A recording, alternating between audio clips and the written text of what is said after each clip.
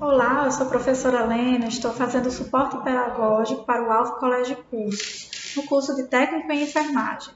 Hoje nós vamos trabalhar sobre a aula 2 do conteúdo Ética e Legislação.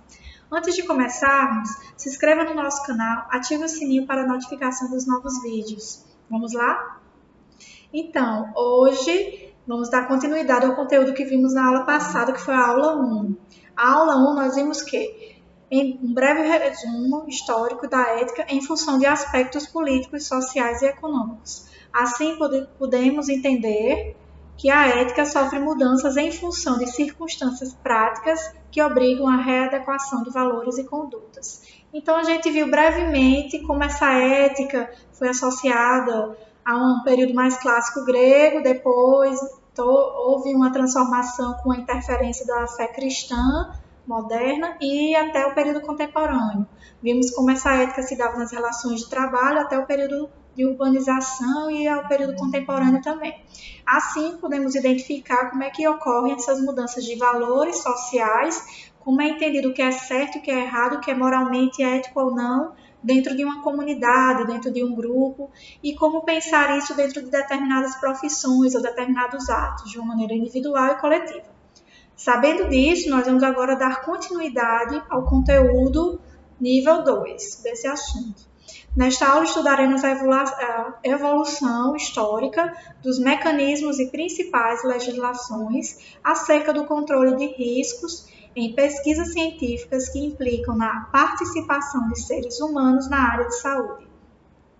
Então, nós vamos agora observar como é que essa ética é aplicada ao sistema de saúde em todos os seus aspectos e como também essa base ética norteia a condução e realização de algumas pesquisas. Além disso, nós conheceremos não apenas a evolução dos documentos internacionais, como também as diretrizes e normatizações brasileiras a respeito destes procedimentos. Veremos a importância dos comitês de pesquisa institucionais em que consiste a sua atuação e identificaremos ainda alguns dos procedimentos éticos de avaliação de risco e benefícios, como o princípio da precaução e sua aplicação no controle de riscos e elementos adversos.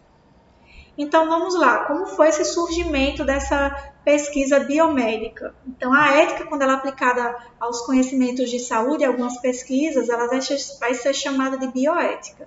Só que antes disso, teve todo um panorama que a trouxe para chegar até esse patamar que nós a conhecemos hoje, que data da Segunda Guerra Mundial.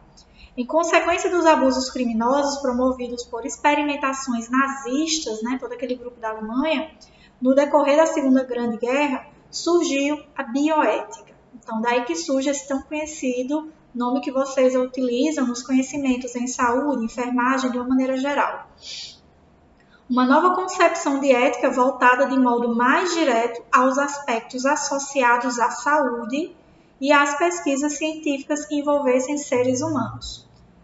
Tudo isso parte e culmina no julgamento de Nuremberg. Então, houve toda uma guerra, com aquela base de Hitler na Alemanha, toda uma questão com a raça ariana, toda uma questão com a hostilização, o julgamento e a execução das pessoas de origem judias, Então, houve todo um processo histórico que norteou chegar a algumas pesquisas para defender os limites das pesquisas.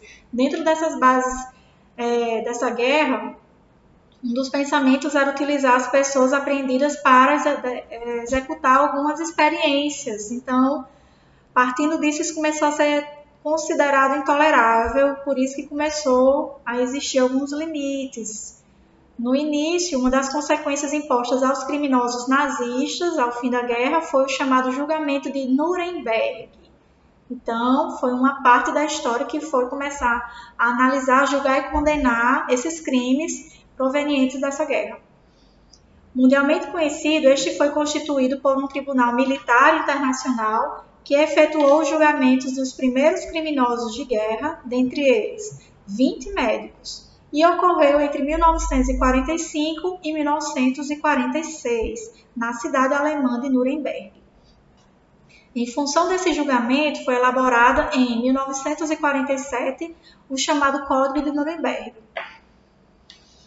objetivando eliminar futuros episódios iguais aos praticados pelos nazistas. O Código de Nuremberg surge como um importante marco na história ética envolvida em pesquisas médicas. Então, ele vai nortear uma divisa, vai se tornar um divisor de águas entre as pesquisas científicas e com seres humanos antes desse julgamento deste código e como vão proceder as pesquisas científicas depois do julgamento, depois desse código. Em síntese, ele determinava que deveria haver consentimento prévio, isso é muito importante a gente frisar e sintetizar, anotem nos resumos de vocês, se possível. É preciso haver um consentimento prévio antes de toda e qualquer pesquisa aplicada, é preciso consultar a pessoa para saber se ela está de acordo e quer participar, tendo assim o seu consentimento para então ter sua informação envolvida, ou dados, ou qualquer coisa que seja. Ela precisa primeiro estar a favor disso, estar afirmativa sobre essa participação. Então, ela determinava que deveria haver um consentimento prévio e voluntário de todos os sujeitos envolvidos em pesquisas e para garantir que não haveria indução à participação. Então, nenhum sujeito pode nem deve ser coagido, induzido ou forçado a participar de uma pesquisa científica ou de uma pesquisa de opinião, qualquer coisa que seja, sem que para antes este consinta de sua participação. Pois, visto que um ser humano é um sujeito de si e deve, portanto, tomar suas próprias decisões sobre o que quer ou não participar, como quer ou não tomar suas decisões, ter suas informações envolvidas em determinados estudos. Então, antes de tudo, esse consentimento é importante. Os sujeitos deveriam receber informações sobre os riscos, objetivos e procedimentos experimentais. Determinava também que toda pesquisa deveria apresentar a possibilidade de resultados não alcançáveis por outros procedimentos não invasivos e exigia a realização de experimentos anteriores em animais. Essa foi a primeira legislação moderna que visou o controle sobre atuações científicas de riscos em seres humanos. Então, começa aí uma base documental do que de fato começa a ser a pesquisa científica.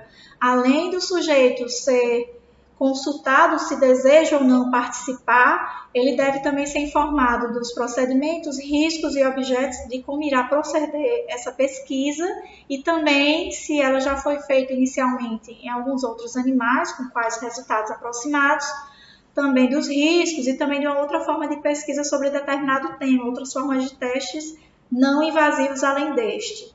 Lembrando que os invasivos vão ser aqueles que podem ter interferência, invasão no corpo humano. Os não invasivos podem ser aqueles que são apenas externos, conversas ou outras formas de comportamento em pesquisa, certo? Quase 20 anos depois, em 1964, foi criado pela Associação Médica Mundial um novo e mais elaborado documento, conhecido pelo nome de Declaração de Helsinki. A declaração passou no decorrer dos anos por diversas alterações e revisões, tendo sido a última até o momento realizado em 2008, na 59ª Assembleia Médica Mundial, realizada em Seul, na Coreia do Sul. A Declaração de Helsinki é considerado o mais atual e importante documento mundial sobre ética em pesquisas na área de saúde e tem servido como base para qualquer pesquisa e todos os procedimentos regulatórios sobre pesquisa biomédica. Então, se tornou um marco, decorem aí, em 1964, essa mudança da Associação Médica Mundial e também essa declaração que passou a decorrer por diversas alterações e previsões, em 2008. Então, decorem essas datas de quando surgiu essa discussão e quando de fato houve essa declaração. Esse documento foi dividido em 3 partes principais. A primeira consta dos princípios básicos, que se refere a...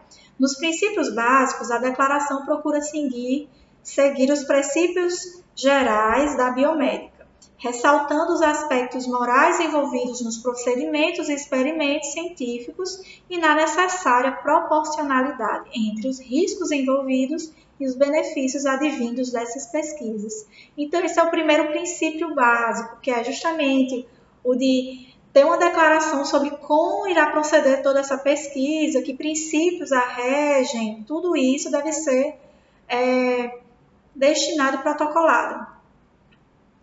Na segunda, concerne o quê? A segunda parte concerne em pesquisa médica combinada com cuidados profissionais.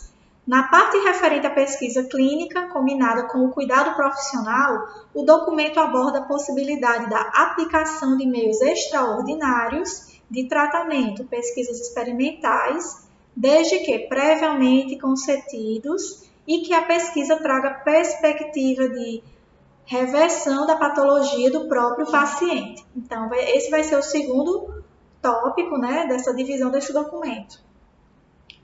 O voluntário tem que ser avisado sobre os meios de pesquisa, né? Segundo o método extraordinário, pode surgir, e se realmente a patologia ser testada, um tratamento sobre ela, se existe realmente uma chance de cura, né? Nessa pesquisa.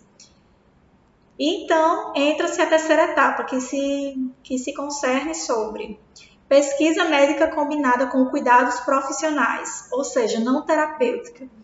No que diz respeito à pesquisa clínica não terapêutica, a Declaração de Helsinki obriga o médico pesquisador a se responsabilizar pela saúde do paciente, no qual os procedimentos experimentais são efetuados, e considera que, apesar do necessário consentimento explícito, consciente e plenamente justificado do paciente, a responsabilidade sobre danos ou consequências é sempre do médico pesquisador. Então, esse terceiro tópico deixa bem claro que o médico que vai ser, ou o pesquisador que vai ser o que está conduzindo essa pesquisa, que vai ter os riscos envolvidos e as consequências devem ser assumidas por ele, porque já que é ele que está conduzindo a pesquisa. Então, por mais que haja voluntariedade do candidato à pesquisa, a primeira responsabilidade é do pesquisador, certo? Ele também deve proteger seu paciente, né, seu voluntário. Podendo ainda o sujeito, objeto da pesquisa, cancelar seu consentimento ou solicitar seu encerramento a qualquer momento. Então, também dá essa prerrogativa, esta ressalva de que, se o paciente ou voluntário não se sentir seguro para ir adiante com o procedimento, ele terá todo e qualquer direito livre de deixar a pesquisa ou desistir, sem nenhum problema, sem nenhum dano ou ônus, porque senão vai se tornar complexo o problema, então não pode. Logo, se ele quiser desistir, tudo bem. Estes princípios tratam da necessidade de serem seguidos critérios científicos aceitos pela comunidade científica internacional e da revisão ética e científica de toda pesquisa envolvendo seres vivos. Então, até hoje, toda e qualquer pesquisa que envolve seres humanos, seres vivos, ela deve seguir esses 3 preceitos, porque vão ser as bases que vão fundamentar o norteamento, a execução, a elaboração e aplicação de uma pesquisa. O primeiro documento brasileiro, já buscando a pesquisa e a questão da ética no Brasil, no primeiro documento brasileiro a tratar das questões éticas sobre pesquisas em seres humanos, foi elaborado em 1988. Tratava-se da resolução número 1 do Conselho Nacional de Saúde, o CNS, que regulamentava o credenciamento de centros de pesquisa e recomendava a criação de comitês de ética nas instituições de saúde, os CEPs. Estes comitês multidisciplinares têm como função analisar as pesquisas em seres humanos nas diversas áreas do consentimento, de conhecimento, bem como fomentar a discussão sobre a bioética. Então, a criação desses comitês também formalizou os procedimentos da pesquisa, tornando também eles seres, né? Não só seres, como instituições capazes de fiscalizar, acompanhar e desenvolver também essa pesquisa com seres humanos, tudo dentro de uma ética correta, sem exorbitar dos devidos direitos e deveres, certo? Com a crescente discussão ética mundial, no entanto, a Resolução 1 de 88 mostrou-se ainda incipiente, ou seja, insuficiente. Ela ainda não abarcava toda e qualquer função, procedimento ou riscos. Ela deveria ser ainda mais aprofundada, ela ainda não estava tão abrangente de uma forma que norteasse todos os tipos de pesquisa. Então, precisou se revê-la. E para complementá-la, surgiu 8 anos após um novo documento nacional, abordando os aspectos éticos em pesquisa, a Resolução 196 de 96 do Conselho Nacional de Saúde.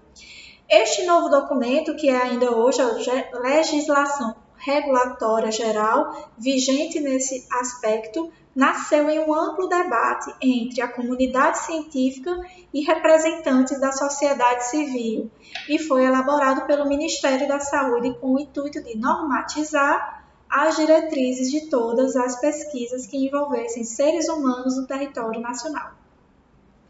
Tomando por base os documentos internacionais e, igualmente, centrada nos princípios gerais da bioética, a Resolução 96/96 instala ainda a Comissão Nacional de Ética e Pesquisa, o CONEP, instância colegiada de natureza consultiva, deliberativa, normativa, educativa e independente, vinculada ao Conselho Nacional de Saúde.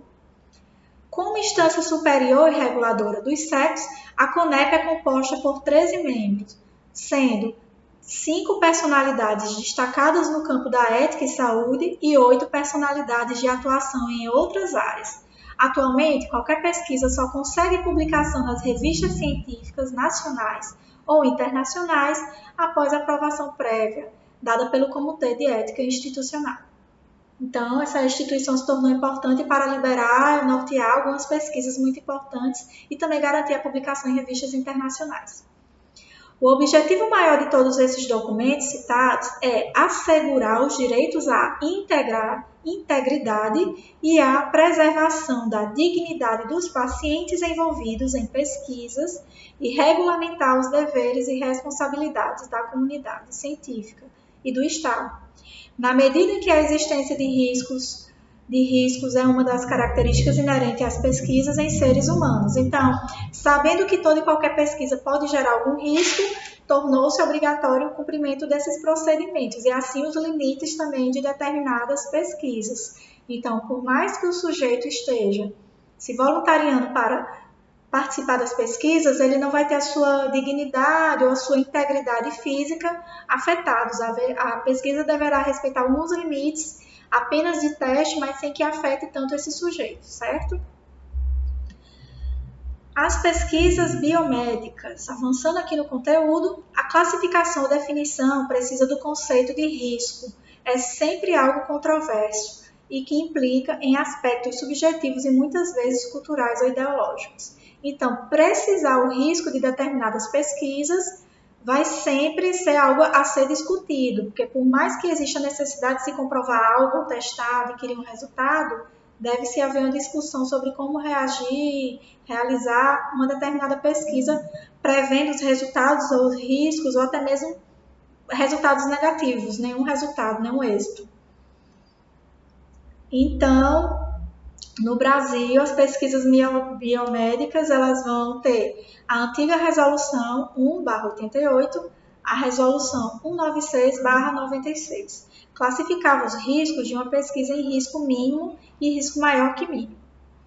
Ao revogar a anterior, eliminou a classificação de riscos e faz uma assertiva mais geral ao determinar em sua parte 5 riscos e benefícios, que considerava-se que toda pesquisa envolvendo seres humanos envolve risco. Então, isso deve ser declarativo em qualquer documento sobre pesquisa.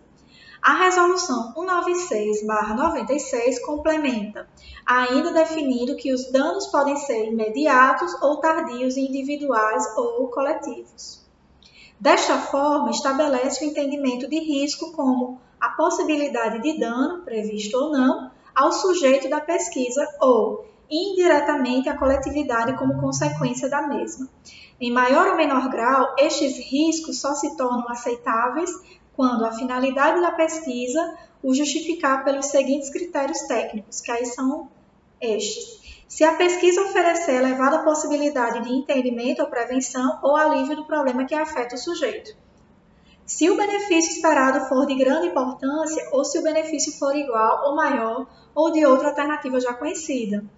Assim, percebe-se a direta correlação estabelecida na relação entre risco e benefício, ao paciente ou à sociedade. Então, por mais que entenda-se que uma pesquisa possa ter riscos e avalie-se a gravidade destes riscos, deve-se pesar se o benefício para a sociedade é maior, menor ou superior. Então, dependendo dos riscos, isso também pode nortear as bases e as necessidades de fato de se aplicar esta pesquisa. Outro importante aspecto a ser considerado diz respeito ao fato de que nem sempre estamos cientes de todos os riscos envolvidos em um procedimento. Então, podem haver alguns riscos inesperados que não foram calculados, que podem ser surpreendentes, reações surpreendentes dentro de uma pesquisa de saúde, por exemplo.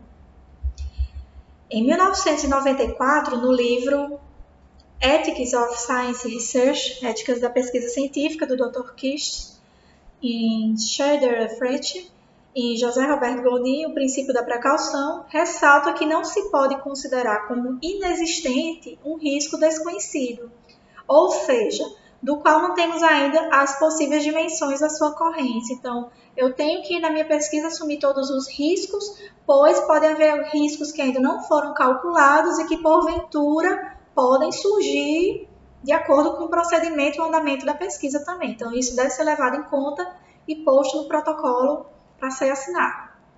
E também informado, né, ao nosso voluntário, paciente, que pode haver até alguns riscos inesperados também. Sendo assim, por isso, procedimentos de análise prévia e prevenção de riscos são tão importantes em pesquisas científicas.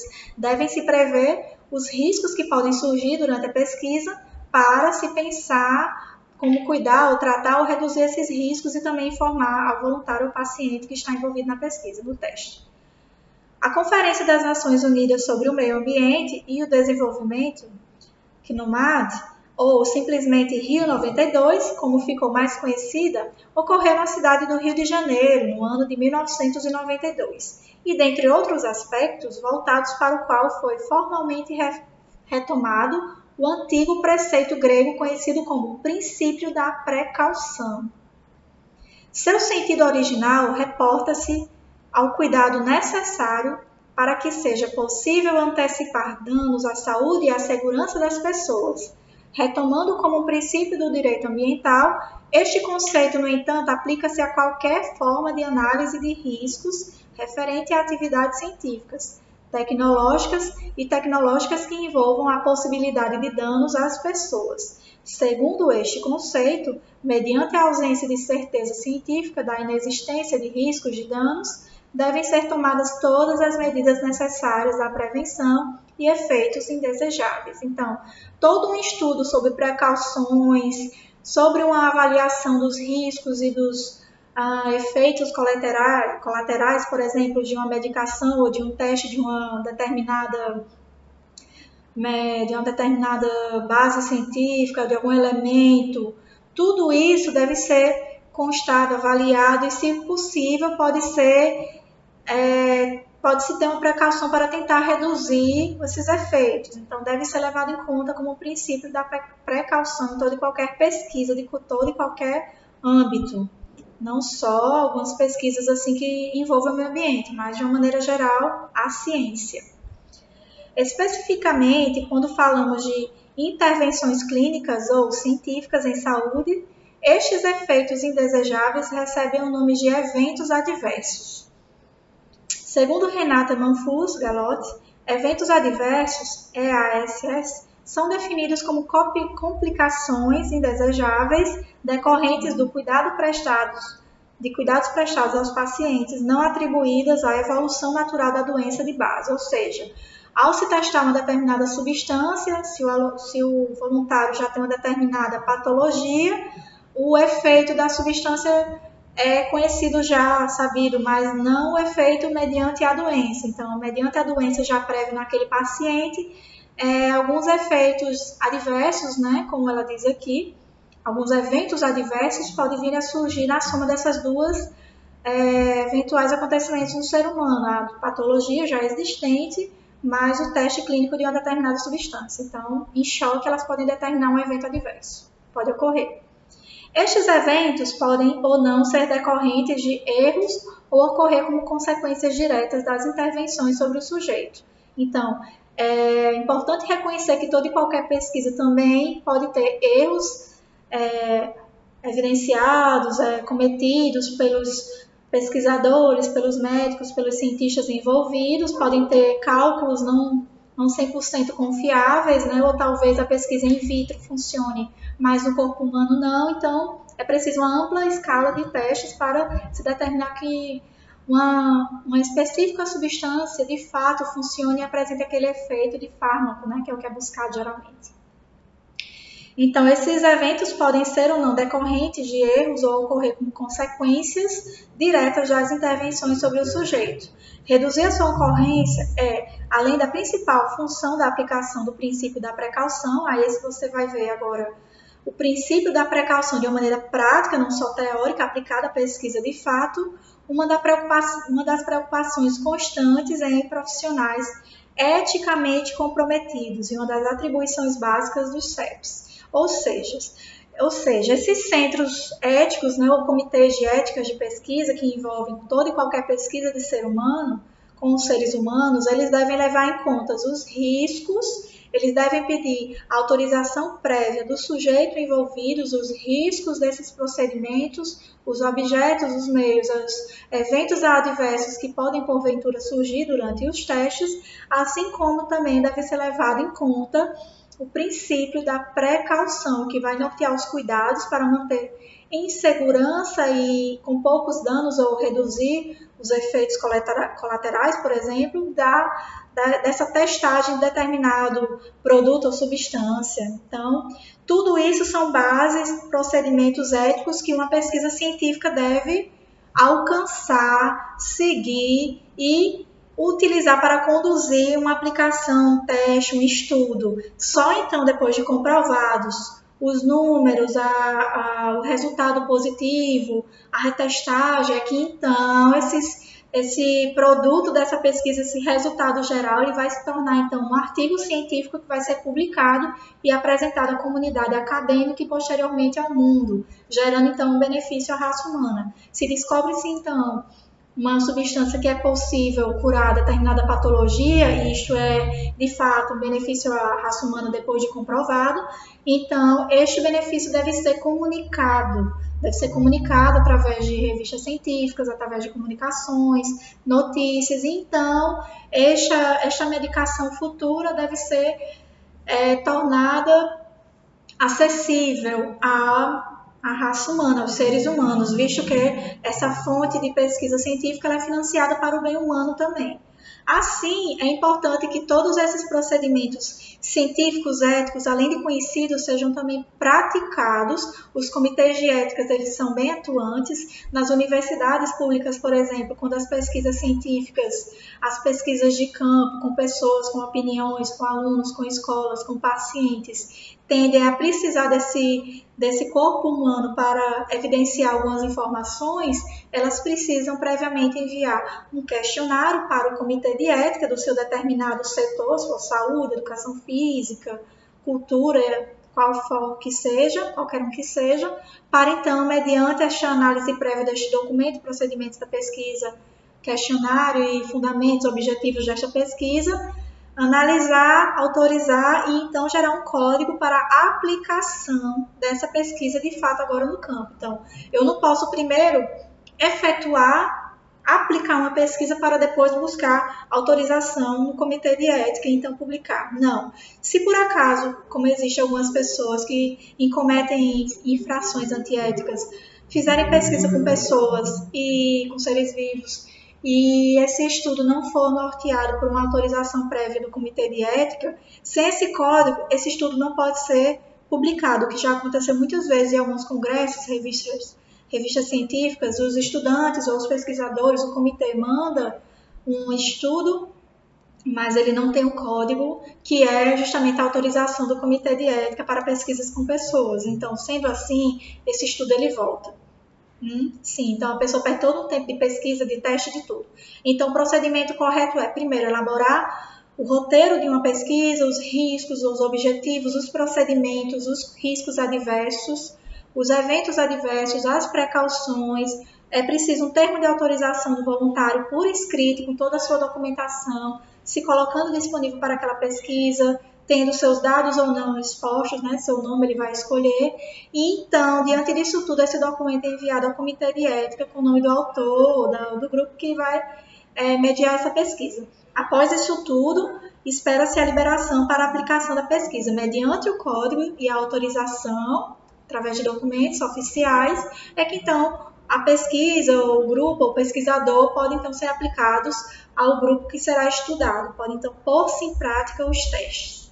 Diante disso, esse é o procedimento ético correto para a elaboração de pesquisas científicas com pessoas, seres humanos, de todo e qualquer tema, ou substância, ou teste, ou avanços científicos, tecnológicos que se visam na melhoria de uma vida humana. Então, por hoje estudamos o avanço da pesquisa, como se dá essa bioética diante das pesquisas científicas, os comitês, o avanço na história, como o profissional, os pesquisadores e a ciência devem conduzir as bases teóricas e os procedimentos para aplicar-se uma pesquisa, como o julgamento de Nuremberg foi um fator decisivo, como também a Declaração de Helsinki também possibilitou os 3 tópicos necessários para o cumprimento basilar da aplicação de pesquisas.